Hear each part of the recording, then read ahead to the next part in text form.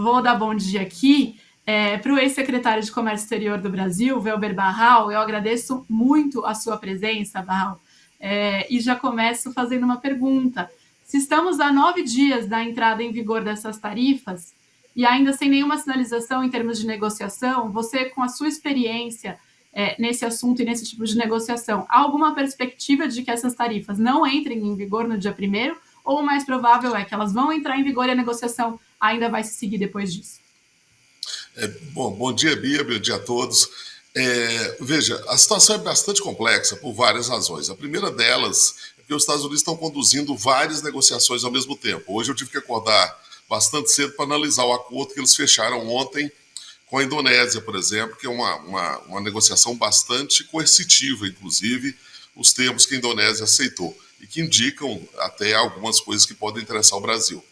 Uma segunda questão é que, no caso específico do Brasil, a tarifa é muito alta, é a mais alta ameaçada recentemente, a outra foi contra a China, e, além disso, envolve temas que não são apenas comerciais, envolve também questões políticas, o que dificulta muito a negociação. Um terceiro problema é que o Brasil ofereceu, ou tentou iniciar uma negociação com os Estados Unidos em maio deste ano. Enviou propostas que não foram respondidas. A partir daí, o Brasil enviou uma nova carta, após a carta do Trump, que também não foi respondida. Então, o Brasil está sem respostas e na verdade, pouca gente, ou ninguém sabe quais seriam as principais demandas americanas para que se possa entrar numa negociação de fato.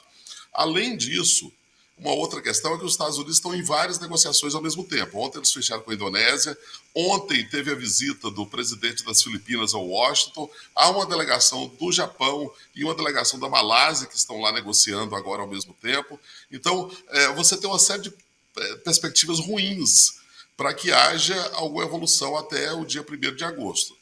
É difícil dizer qual vai ser a tarifa aplicada. É difícil dizer também quais serão os setores que serão excluídos, porque não há um ato executivo ainda do presidente Trump, especificamente sobre o Brasil. E aí você mencionou que tem esse componente político, né, Barral, com relação ao Brasil. Em outros tarifaços ou ameaças de tarifaços a outros países nos Estados Unidos, tem também esse componente político?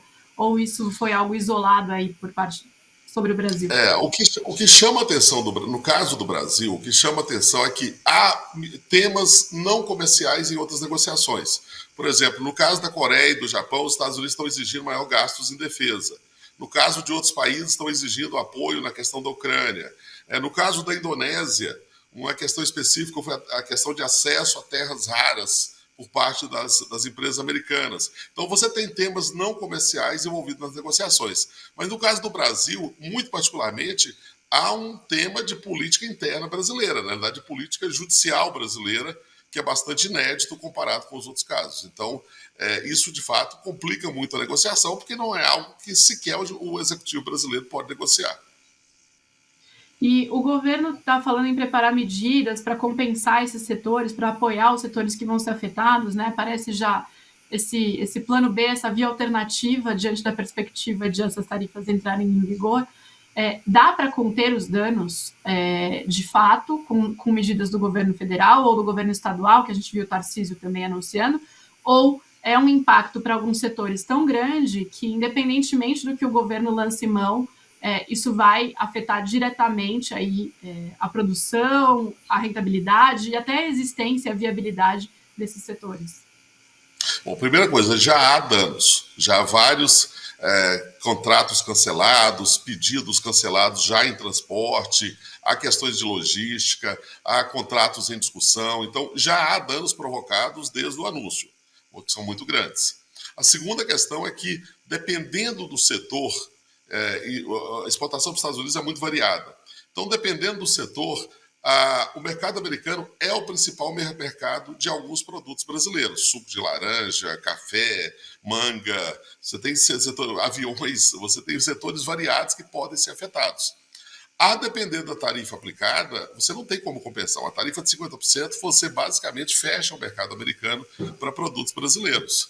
Então, o governo, eu tenho visto algumas discussões, alguns setores estão participando de discussões com o governo para medidas paliativas. Poderia ser a volta do Reintegra, que é uma compensação à exportação, poderia ser financiamento para novos mercados, para abrir novos mercados, poderia ser postergação de tributos internos para que essas indústrias não tenham um efeito tão grande. Então, isso vai ter que ser analisado setorialmente e, às vezes, por empresa, porque mesmo dentro de um setor, vamos pegar um exemplo bem típico aqui. Setor de calçados. O setor de calçados é muito grande no Brasil e poucas empresas exportam para os Estados Unidos. Mas aqui, as que exportam para os Estados Unidos têm uma dependência muito grande do mercado americano. Então, talvez aí você tenha que fazer uma intervenção pontual para empresas que são muito afetadas. E uma importadora de suco de laranja brasileiro nos Estados Unidos entrou na justiça lá para questionar essas tarifas. Esse movimento de empresas americanas que se veem prejudicadas pelas tarifas ao Brasil pode surtir mais efeito ou pressionar mais o governo Trump do que a tentativa de negociação por parte do governo brasileiro? Numa negociação desse tipo, e a gente já teve outros conflitos com os Estados Unidos, como foi o caso em 2008, 2009, do caso do algodão, então já teve, talvez não tão grave uma ameaça, tão grave, mas nós já tivemos vários contenciosos com os Estados Unidos. E aí é muito importante a participação do lado americano, principalmente dos importadores e das subsidiárias de empresas brasileiras que podem fazer pressão local. E essa pressão vem através do Congresso americano, vem através da imprensa, vem através dos próprios consumidores que vão ser afetados pela elevação de preço e vem também, eventualmente, de medidas judiciais e administrativas. Neste caso específico, uma empresa importadora ingressou na Corte de Comércio Internacional, que é uma corte federal dos Estados Unidos, questionando o excesso, na verdade, a não competência do presidente americano para adotar uma medida desse tipo. A grande questão, e é uma medida válida, é algo que deve ser feito. Alguns clientes nossos já estão entrando na justiça americana, inclusive para fazer depósito dos valores em discussão, para eventualmente recuperar no futuro. Então, é algo que deve ser feito. Agora, é bom lembrar que não há uma medida, provavelmente não vai haver uma medida imediata, uma injunction, uma liminar, que suspenda as tarifas. Então, é uma discussão que pode levar aí 2, 3 anos. E na OMC, então, seria um caminho ainda muito mais longo e mais complexo, né? Mais o longo, governo brasileiro está na OMC, mas qual é a viabilidade de questionar isso na OMC, por exemplo? Bom, então, é viável porque os Estados Unidos estão desobedecendo vários acordos da OMC, vários acordos multilaterais. Então, estão desobedecendo o que é interessante, Bia. No caso do Canadá e México, estão desobedecendo o acordo que o Trump assinou no outro governo Trump.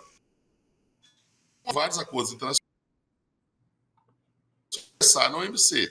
Agora, temos que ser realistas que não vai ter um efeito imediato. Um caso na OMC também leva de 4 a 5 anos e não há garantia de que os Estados Unidos vão obedecer. É importante que o Brasil ingresse até para mostrar que o Brasil está cumprindo as regras multilaterais. Mas também não tem nenhuma solução imediata. E, Barral, a gente está vendo essa discussão no governo e entre o empresariado também sobre retalhar, não retalhar, retalhar vai ser pior, o que o Brasil tem nas mãos, né, para poder fazer frente a essas tarifas. Qual que é a sua leitura? Qual que é o melhor caminho para o governo brasileiro tomar agora, se essas tarifas de fato entram em vigor? É partir para uma retaliação? De que tipo? O que a gente pode esperar? Bom, em 2009, eu era o secretário de Comércio Exterior quando nós fomos autorizados a retaliar os Estados Unidos pela OMC. O Brasil ganhou um caso, os Estados Unidos não cumpriram, a OMC autorizou a retaliação, inclusive a retaliação cruzada, que é quando você faz uma retaliação em outro capítulo da OMC, como é o caso de propriedade intelectual e serviços. A lei brasileira, que foi modernizada este ano, dá muito poder para o executivo brasileiro adotar medidas de retaliação. Mas essa retaliação ela tem que ser muito bem pensada, porque o Brasil praticamente importa dos Estados Unidos máquinas, equipamentos, insumos industriais, petróleo e derivados. Então, se o Brasil retalia, ele pode afetar a própria indústria brasileira, que está na cadeia produtiva que usa esses insumos. Então, isso tem que ser muito bem avaliado para não prejudicar a própria indústria brasileira.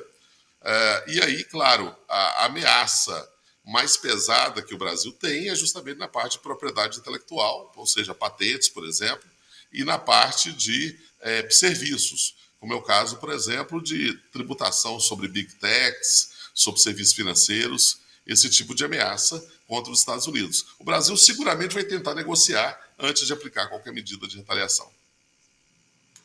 E aí, ainda com relação ao que pode se desdobrar a partir daí, houve essa abertura da investigação por parte do Escritório de Comércio dos Estados Unidos, o USTR, e aí muitos especialistas vêm falando, isso é mais gravoso, né, do que o anúncio das tarifas por parte do Trump, porque pode vir algo mais respaldado, né? Enquanto as tarifas são de um questionamento fácil, mas difícil de negociar, porque tem esse componente político por trás, a investigação ela traz outros elementos que basicamente dão respaldo para o Trump seguir adiante nessa linha. Queria ouvir o senhor, o que essa investigação de fato pode causar? São vários itens brasileiros citados ali, desmatamento, PIX, enfim, muita coisa.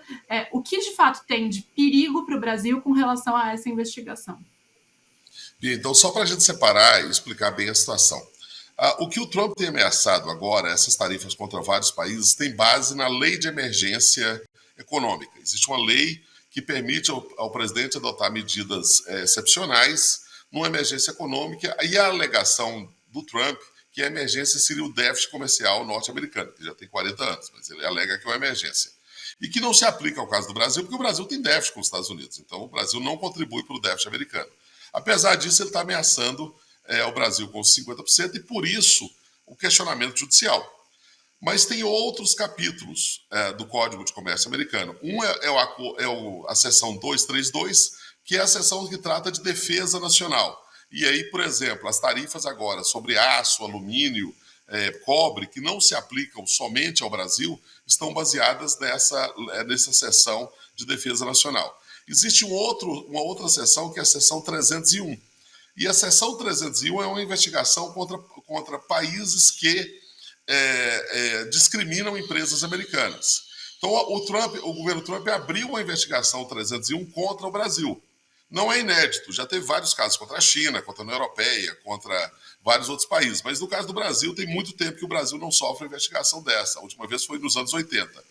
E essa investigação que foi aberta semana passada cita vários temas que seriam discriminatórios contra empresas americanas. Aí está a questão do PIX, a questão de pirataria, a questão de desmatamento, a questão do etanol. Então são várias reclamações que vão ser investigadas, não há uma medida ainda aplicada. Essa investigação deve levar mais de 6 meses.